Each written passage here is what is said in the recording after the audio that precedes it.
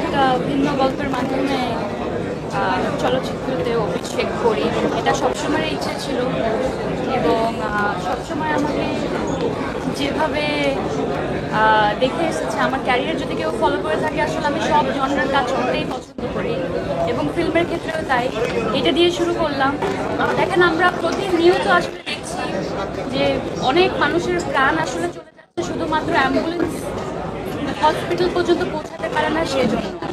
আমরা এটাও দেখছি বিভিন্ন রেস্টুরেন্ট থেকে শুরু করে বিভিন্ন আগুন লেগে গেলে কি কি করা উচিত, ওই ব্যবস্থাটুকু আসলে ঠিক মতো করা নেই। আমি জানি না কতজনের এই জিনিসটা ফেস করতে হয়েছে, বাট আমার ফ্যামিলিতেই এই প্রবলেমটা আছে। সেটা হচ্ছে এনআইডি যখন একবার প্রিন্ট হয়ে চলে আসে, সেটাকে সংশোধন করতে আসলে বছরের পর বছর চলে যায় এবং এই প্রসেসটাই এতটা টায়ারিং যে মানুষ আসলে হাল ছেড়ে দেয়। আর আইসিইউর কথা তো নাই বললাম। আমরা করোনার সময় দেখেছি, যখন কোভিড ছিল, আইসিইউ নিয়ে কী ধরনের মারামারি, দৌড়াদৌড়ি, আইসিইউর অভাব। তো এই যে প্রত্যেকটা সেক্টরে কোনো না কোনো জায়গায় ঠিকমতো ব্যবস্থাগুলো, আর সেই আওয়াজটুকু একজন অভিনয় শিল্পী হিসাবে আমার মনে হয়েছে আমি সেটা আমার চলচ্চিত্রের মাধ্যমেই তুলব। কারণ আর্টিস্টের তো আমি বলবো এটা আমাদের এক ধরনের প্রতিবাদ ছিল, আমাদের আশেপাশে যে ধরনের অন্যায় ঘটে যাচ্ছে সেটা নিয়ে।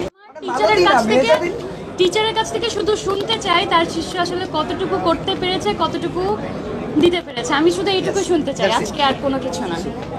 আমি আসলে এই পুরো সময়টা ধরে একটা জিনিসই ভাবছিলাম যে মেহজাবিন হয়তো অনেক মাইল ফলক ছুঁয়ে ছুঁয়ে আজকে এসছে, কিন্তু আজকের ওর এই প্রিয় মালতী আমার মনে হয় যে ভবিষ্যতে ও আরও অনেক কাজ করবে, বাট এটার অন্যতম শ্রেষ্ঠ কাজ হয়ে থাকবে।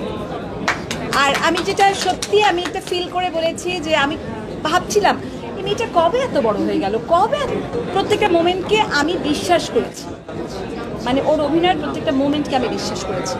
I am so proud. কি কি ইমপ্রুভ করা উচিত এই সিনেমা দেখার পর? প্লিজ এই সিনেমার সাপেক্ষে কোনো ইমপ্রুভমেন্টে কোনো আলোচনাই হবে না। এই সিনেমাতে আই থিঙ্ক ও আর একদম সব থেকে উঁচু জায়গাটা ছুঁয়ে ফেলেছে। ঠিক আছে, মানে আমি সত্যি তো আসলে বলছি এটা প্রত্যেকটা মোমেন্টকে বিশ্বাস করেছি। And all cast and crew. Thank you.